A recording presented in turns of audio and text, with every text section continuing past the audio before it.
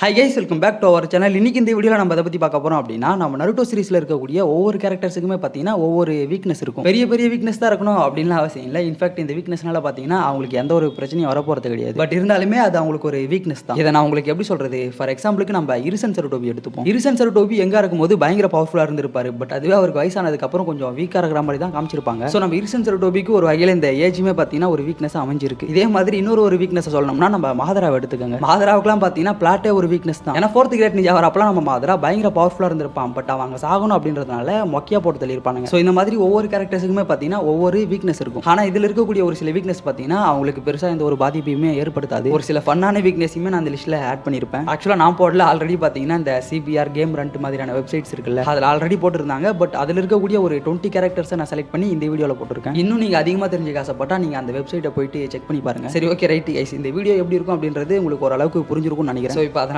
ஓவரா பேசாம வீடியோக்குள்ள போயிடலாம். நீங்க பார்க்குறது மால்டோ பை சேனல், நான் தான் உங்க மால்டோ பை.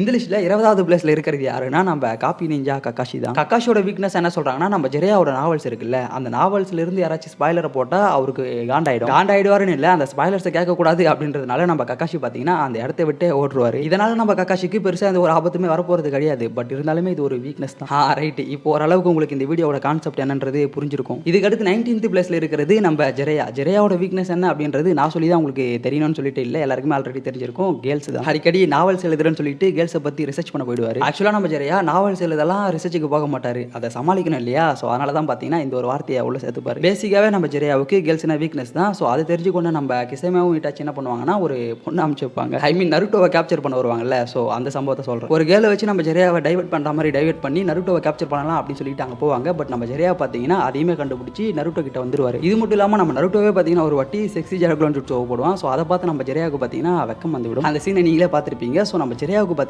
பேசிக்காகவே கேர்ள்ஸ் அப்படின்றது ஒரு வீக்னஸ் தான். இதுக்கடுத்து 18th பிளேஸ்ல இருக்கிறது நம்ம இட்டாச்சியோட வீக்னஸ் என்னன்னா, நம்ம சாசுகே ஒரு பக்கம், அவருடைய இல்னஸ் ஒரு பக்கம். சாசுகே எப்படி ப்ரோ இட்டாச்சிக்கு ஒரு வீக்னஸா மாறும் அப்படின்னு கேட்டீங்கன்னா, நம்ம இட்டாச்சி பண்ண சாக்ரிஃபைஸ் இருக்கு பாத்தீங்களா, அதுக்கு மெயின் காரணமே சாசுகே தான். லீஃப் வில்லேஜ் ஒரு பக்கம் இருந்தாலுமே நம்ம சாசுகேவுக்காக தான் பாத்தீங்கன்னா நிறைய போராடுவோம். அண்ட் இதே மாதிரி தான் நம்ம இட்டாச்சியோட இல்னஸுமே கடைசியில பாத்தீங்கன்னா நம்ம இட்டாச்சி அந்த இல்னஸ்னால தான் இறந்தே போவார். ஸோ அதனால இது ரெண்டுத்தையுமே பாத்தீங்கன்னா நம்ம இட்டாச்சியோட வீக்னஸா சொல்றாங்க. இதுக்கடுத்து 17th பிளேஸ்ல இருக்கிறது கிமிமாரோட வீக்னஸ் என்ன சொல்றாங்கன்னா, அவர்கிட்ட இருக்கக்கூடிய இன்கியூரபிள் டிசீஸ் இருக்கு பாத்தீங்களா, அதாவது அவர்கிட்ட பார்த்தீங்கன்னா ஒரு குணப்படுத்த முடியாத நோய் இருக்கும். அதை நம்ம ஒரு வச்சு மருவே நினைச்சாலும் சரி பண்ண முடியாத ஒரு டிசீஸாக தான் இருக்கும். அதனாலே பார்த்தீங்கன்னா நம்ம கிமிமாருவால ஃபுல் ஃபோர்ஸில் சண்டை போட்டுருக்க முடியாது. ஸோ சயின்டிஃபிக்கலி பார்த்தீங்கன்னா அது நம்ம கிமிமாருவுக்கு ஒரு வீக்னஸ் தான். இதுக்கடுத்து 16th பிளேஸ்ல இருக்கிறது நம்ம நெஜியோட வீக்னஸுமே எல்லாருக்குமே தெரிஞ்சிருக்கும். என்னதான் நம்ம நெஜி கிட்ட பியாக்கு கண்ணே இருந்தாலுமே அவரால் பார்த்தீங்கன்னா ஃபுல்லாக கவர் பண்ணி பார்க்க முடியாது. நம்ம நெஜியோட கழுத்துக்கு பின்னாடி இருந்து யாராச்சும் அட்டாக் பண்ணால் அவரால் பார்த்தீங்கன்னா அதை பார்க்க முடியாது, ஈஸியாகவே அதில் மாட்டிப்பாரு. இதை தான் பார்த்தீங்கன்னா பிளைண்ட் ஸ்பாட்னு சொல்லுவாங்க. ஸோ நம்ம நெஜிக்கு பார்த்தீங்கன்னா அந்த பிளைண்ட் ஸ்பாட் ஒரு வீக்னஸாக இருக்குது. ரொம்ப ஃபாஸ்ட்டாக போகிற மாதிரி இருக்குல்ல, எனக்கு என்னன்னு தெரியல, ஜாலியாக ரெக்கார்ட் பண்ணுற மாதிரி இருக்கு. ஸோ அதே ஃப்ளோலியே போகும். அண்ட் உங்களுக்குமே இந்த வீடியோ கொஞ்சம் ஃபன்னாக இருக்குது அப்படின்னு நினச்சிங்கன்னா மறக்காம அந்த லைக்கை போடுங்க. சரி, okay, coming back to the topic. இதுக்கடுத்து 15th பிளேஸ்ல இருக்கிறது தேர்ட் ரைக்காகே. இவருக்கு வீக்னஸாக யாரை சொல்கிறாங்கன்னா,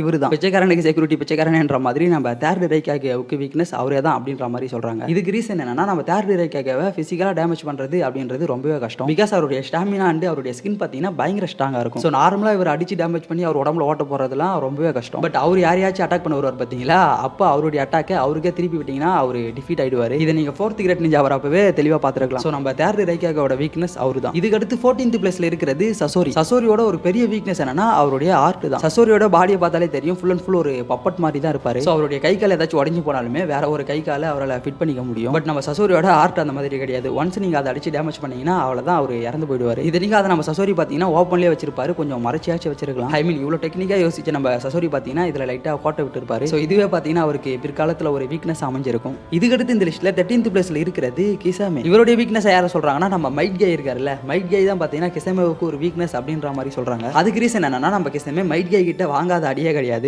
டிஃப்ரெண்டாக ஏகப்பட்ட அடிகளை நம்ம கிசாமே மைட் கை கிட்ட இருந்து வாங்கியிருக்காரு. ஸோ அதை வச்சு நம்ம கிசாமேவுக்கு மைட் கை ஒரு வீக்னஸாக இருக்காரு அப்படின்ற மாதிரி சொல்றாங்க. ப்ரோ அப்படி பார்த்தா நம்ம மாதரா கூட தான் மைட் கை கிட்ட அடி வாங்கினாரு. ஸோ அதனால நம்ம மாதராவுக்கு மைட் கை ஒரு வீக்னஸாக இருக்குமா அப்படின்னு கேட்டிங்கன்னா அது தெரியல கைஸ். பட் ஆனால் நம்ம மாதராவுக்கு பார்த்தீங்கன்னா ஃபிசிக்கல் அட்டாக் ஒரு வீக்னஸாக இருக்கும். அதனால தான் 4th கிரேட் நிஞ்சா வரப்போ நம்ம மாதராவை டிஃபீட் டிஃபீட் பண்றதுக்கு மைட் கை பார்த்தீங்கன்னா அவருடைய கேட்லாம் ஓப்பன் பண்ணி சண்டை போட்டு இருப்பாரு. ஸோ இதுதான் இவங்களுடைய வீக்னஸ். இதுக்கடுத்து இந்த லிஸ்ட்ல 12th பிளேஸ்ல இருக்கிறது கரின் உசுமாக்கி. இவங்களுடைய வீக்னஸ் என்னன்னா நம்ம சாசுகே தான். பிகாஸ் நம்ம சாசுகேவை பார்த்தீங்கன்னா கரின் லவ் பண்ணியிருப்பாங்க. நருட்டோ ஷிப்புடன் வரைக்குமே நம்ம கரினுக்கு பார்த்தீங்கன்னா சாசுகே ஒரு வீக்னஸாக தான் இருந்திருப்பாரு. பட் ஷிப்புடனுக்கு அப்புறம் என்னன்னு தெரியல. ஏன்னா பொருட்டோ சீரிஸ்ல நம்ம சாசுகேவுக்கும் சாக்குராவுக்கும் மேரேஜ் நடந்து சரடாவே பிறந்திருப்பாங்க இல்லையா. அதை பார்த்ததுக்கு அப்புறமும் கரின் சாசுகேவை லவ் பண்ணுவாங்களா அப்படின்றது டவுட் தான். பட் அதுக்கு முன்னாடி வரைக்கும் நம்ம கரினுக்கு சாசுகே ஒரு வீக்னஸாக தான் இருந்திருப்பாரு. இதுக்கடுத்து 11th பிளேஸ்ல இருக்கிறது ராக்லி. ராக்லியோட வீக்னஸுமே எல்லாருக்குமே தெரிஞ்சிருக்கும். நிஞ்சுட்சு அண்ட் கெஞ்சுட்சு தான். பிகாஸ் நம்ம ராக்லிக்கு டைஜுட்சு மட்டும் தானே தெரியும். டைஜுட்சு யூஸ் பண்ணி ஏகப்பட்ட சாதனைகளை பண்ணியிருப்பாரு. பட் ஆனால் இந்த நிஞ்சுட்சு அண்ட் கெஞ்சுட்சு தெரியாதது நம்ம ராக்லிக்கு பார்த்தீங்கன்னா ஒரு வகையில் ஒரு வீக்னஸாக தான் இருக்கு. சரணா ஒரு ஷாடோ க்ளோன் ஜுட்சு கூட நம்ம ராக்லியால போட முடியாது. ஸோ என்னதான் நம்ம ராக்லி டைஜுட்சுல ஒரு பெரிய ஆளா இருந்தாலுமே இந்த நிஞ்சுட்சு அண்ட் கெஞ்சுட்சு தெரியாதது அவருக்கு ஒரு வீக்னஸாக தான் இருக்கு. இதுக்கடுத்து 10th பிளேஸ்ல இருக்கிறது ஒபிட்டோ உச்சிஹா. ஒபிட்டோட வீக்னஸுமே ஆல்மோஸ்ட் எல்லாருக்குமே தெரிஞ்சிருக்கும். அது வேற யாரும் இல்லை, நம்ம ரின் இருக்காங்கல்ல அவங்க தான். என்னதான் நம்ம ஒபிட்டோ ரின்னை ஒன் சைடா லவ் பண்ணிட்டு இருந்தாலுமே அவங்க தான் உலகம் அப்படின்னு சொல்லிட்டு தான் லவ் பண்ணுவாரு. பட் எதிர்பாராத விதமா நம்ம ரின் இறந்து போக அதை பார்த்து நம்ம ஒபிட்டோ பார்த்தீங்கன்னா ஃபுல்லாவே உடஞ்சு போயிடுவாரு. ஸோ அதனால காண்டான நம்ம ஒபிட்டோ நான் இந்த ஷினோபி சிஸ்டத்தையே மாத்திரண்டா அப்படின்னு சொல்லிட்டு ஏகப்பட்ட புரட்சிகளை பண்ணியிருப்பாரு. பட் இதுவே நம்ம ரின்ஸ் ஆகாம இருந்திருந்தாலோ ஒபிட்டோ ரின்னு லவ் பண்ணாம இருந்திருந்தாலோ இதெல்லாம் நடக்கிறதுக்கான சான்சஸ் கம்மியா இருந்திருக்கும் இல்லையா. ஸோ அதனால நம்ம ஒபிட்டோக்கு பார்த்தீங்கன்னா ரின்னுமே ஒரு வீக்னஸ் தான். இதுக்கடுத்து 9th பிளேஸ்ல இருக்கிறது சுகட்சு. சுகட்சுவோட வீக்னஸ் என்னன்னா லைட்னிங் ரிலீஸ் இருக்குல்ல அதுதான். ஏன்னா உங்களுக்கே தெரிஞ்சிருக்கும் நம்ம சுகட்சு ஒரு வாட்டர் ஸ்டைல் யூஸர். அவர் பாடி ஃபுல்லாவே வாட்டராக தான் இருக்கும். எங்கேயாச்சும் எஸ்கேப் ஆகணும் அப்படின்னா கூட ஃபுல்லாக மெல்ட் ஆகி அதுக்கப்புறமா தான் தப்பிப்பாரு. ஒன்ஸ் நீங்க நம்ம சுகட்சு மேலே லைட்னிங்கை மட்டும் யூஸ் பண்ணீங்கன்னா ஈஸியாகவே அவர் அதில் மாட்டி டிஃபீட் ஆயிடுவார். ஸோ இது சுகட்சுக்கு பார்த்தீங்கன்னா ஒரு பெரிய வீக்னஸ் தான். இதுக்கடுத்து 8th பிளேஸ்ல இருக்கிறது நம்ம கபுட்டோ. கபுட்டோவுக்கு பார்த்தீங்கன்னா பெருசாக எந்த ஒரு வீக்னஸுமே கிடையாது. பட் இருந்தாலுமே நிறைய பேர் என்ன சொல்றாங்கன்னா நம்ம இட்டாச்சி இருக்காருல்ல இட்டாச்சி தான் கபுட்டோவோட வீக்னஸாக சொல்றாங்க. அதுக்கு ரீசனாக என்ன சொல்றாங்கன்னா 4th கிரேட் நிஞ்சா வரப்ப யாராலையுமே டிஃபீட் பண்ண முடியாமல் இருந்த நம்ம கபுட்டோவை இட்டாச்சி டிஃபீட் பண்ணிடுவார் இல்லையா. அதை வச்சு நம்ம கபுட்டோவுக்கு இட்டாச்சி ஒரு வீக்னஸாக இருக்காரு அப்படின்ற மாதிரி சொல்றாங்க. பட் இதுல எனக்கு உடன்பாடு கிடையாது. பிகாஸ் அந்த இடத்துல நம்ம இட்டாச்சி பார்த்தீங்கன்னா கபுட்டோவை ஈசனாமி போட்டு தான் டிஃபீட் பண்ணுவார். இஃப் ஐ எம் ராங் அந்த இடத்துல யாரா இருந்தாலுமே ஈசனாமி போட்டா டிஃபீட் ஆகி தான் ஆகணும். பிகாஸ் ஈசனாமியோட பவர் அப்படி. அந்த மாதிரி இருக்கக்கூடிய ஒரு கேரக்டரை ஈஸியாகவே ஈசனாமி மூலியமா திருத்தி விடலாம். ஈசனாமி மற்றும் ஈசனாக்கி இதோட பவர்ஸை பத்தி தெரியல அப்படின்னா நம்ம சேனல்ல அதுக்கு ஒரு தனி வீடியோ போட்டுருப்போம். பார்க்காதவங்க போயிட்டு பார்த்து தெரிஞ்சுக்கோங்க. ஸோ இந்த இடத்துல சயின்டிஃபிக்கலி நம்ம கபுட்டோவுக்கு இட்டாச்சி ஒரு வீக்னஸ் அப்படின்ற மாதிரி சொல்றாங்க. அதை பத்தி உங்களுடைய கருத்துக்களை கமெண்ட்ல சொல்லுங்க.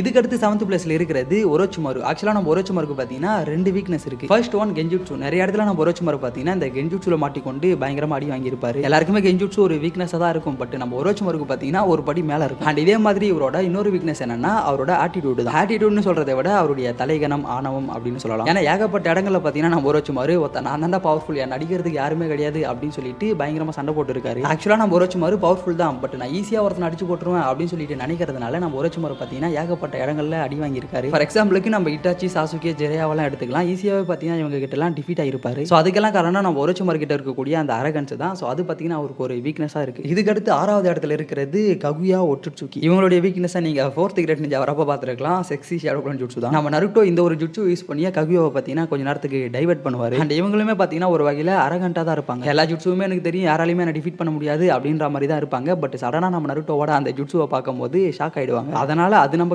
ககுயாவுக்கு ஒரு வீக்னஸா இருக்கு அப்படின்ற மாதிரி சொல்றாங்க. இந்த லிஸ்ட்ல 5th பிளேஸ்ல இருக்கிறது சோஜி. நம்ம சோஜியோட வீக்னஸ் என்னன்னா சிப்ஸ் பாக்கெட் தான். அதுலயும் அந்த சிப்ஸ் பாக்கெட்ல இருக்கக்கூடிய கடைசி சிப்பை யாருமே சாப்பிட கூடாது அப்படின்ற பயம் நம்ம சோஜிக்கு எப்பயுமே இருக்கும். ஆக்சுவலா அதை நீங்க நருட்டோலையும் பார்க்கலாம், பொருட்டோலையும் பார்க்கலாம். பொருட்டோல பாத்தீங்கன்னா நம்ம சோஜியோட பொண்ணு இருக்காங்கல்ல அவங்களுக்குமே இந்த ஒரு பயம் இருக்கும். இதனால இவங்களுக்கு எந்த ஒரு பிரச்சனையும் வரப்போறது கிடையாது. பட் இருந்தாலுமே பாத்தீங்கன்னா இது ஒரு வகையில் அவங்களுக்கு ஒரு வீக்னஸா தான் இருக்கு.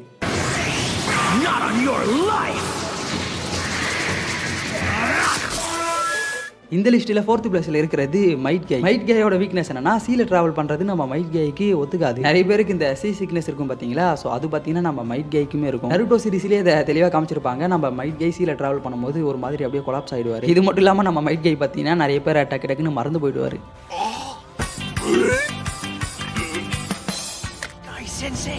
Who are you?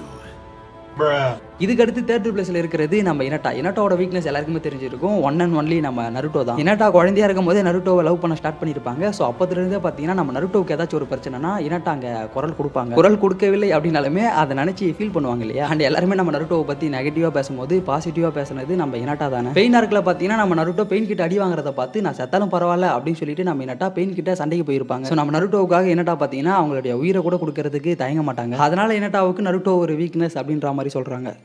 ここに立っているのは私の意志。今度は இந்த லிஸ்ட்டில் செகண்ட் பிளேஸில் இருக்கிறது சுனாடே. சுனாடேவுக்கு பார்த்தீங்கன்னா ஆக்சுவலாக 2 வீக்னஸ் இருக்குது. ஃபர்ஸ்ட் ஒன் என்னன்னா பிளட் எதனால் நம்ம சுனாடேவுக்கு வீக்னஸாக மாறினது அப்படின்றது எல்லாருக்குமே தெரிஞ்சிருக்கும்னு நினைக்கிறேன். சுனாடேவோட லவர் ஒருத்தர் இருந்திருப்பார்ல, ஸோ அவங்க சாகும்போது அவருடைய பாடியிலேருந்து பிளட் நம்ம சுனாடே பார்த்துருப்பாங்க. வெயிட் பண்ணுங்க, அவங்களுடைய லவரா இல்லை தம்பியா 2 பேருமே நினைக்கிறேன், சரியா தெரியல. பட் அவங்களுடைய பிளட்டை பார்த்ததுலேருந்து நம்ம சுனாடேவுக்கு பார்த்தீங்கன்னா அந்த ஒரு ஃபியர் வந்திருக்கும். ரியல் லைஃப்பில் கூட நிறைய பேர் பிளட் பார்த்ததுக்கு அப்புறம் மயக்கம் போட்டுலாம் கீழே விழுவாங்க பார்த்தீங்களா. ஸோ அந்த மாதிரியான ஒரு டிசீஸ் பார்த்தீங்கன்னா நம்ம சுனாடேவுக்கு இருக்கும். பட் அது நம்ம சுனாடேவுக்கு பார்த்தீங்கன்னா காலப்போக்கில் ஓரளவுக்கு சரியாகி இருக்கும். இதுக்கடுத்து நம்ம சுனாடேவோட செகண்ட் வீக்னஸ் என்னன்னா கேம்பிளிங். சூதாட்டங்களை ஆடி நம்ம சுனாடே ஏகப்பட்ட காசை வேஸ்ட் பண்ணியிருக்காங்க. அண்ட் ஒரு டைம் எல்லாம் பார்த்தீங்கன்னா நம்ம சுனாடேவால அந்த கேம்பிளிங் ப்ளே பண்ணாமல் இருக்கவே முடியாது. ஸோ அதனால இதுவுமே பார்த்தீங்கன்னா நம்ம சுனாடேவுக்கு ஒரு வீக்னஸாக தான் இருக்கு. ஃபைனலாக இந்த லிஸ்ட்டில் ஃபர்ஸ்ட் இருக்கிறது ஆக்சுவலாக இப்போ நான் சொல்ல போகிறது நருட்டோ சீரிஸில் இருக்கக்கூடிய எல்லாருக்குமே ஒரு வீக்னஸ் தான். ஏன்னா இதிலிருந்து தப்பிக்கிறது ரொம்ப ரொம்ப கஷ்டம். நிறைய பேர் பார்த்தீங்கன்னா இதில் மாட்டி நல்லவங்களா மாறி இருக்காங்க. இப்போ நான் சொன்னதை வச்சு நிறைய பேர் கண்டுபிடிச்சிருப்பீங்க. அது வேற எதுவும் இல்லை, நம்ம நருட்டோவோட டாக் நோ ஜுட்சு தான். நருட்டோ சீரிஸில் இருக்கக்கூடிய எல்லாருக்குமே இது ஒரு வீக்னஸ் தான் ப்ரோ அப்படின்னு சொல்லிட்டு நிறைய பேர் அக்ரி பண்ணுவீங்க.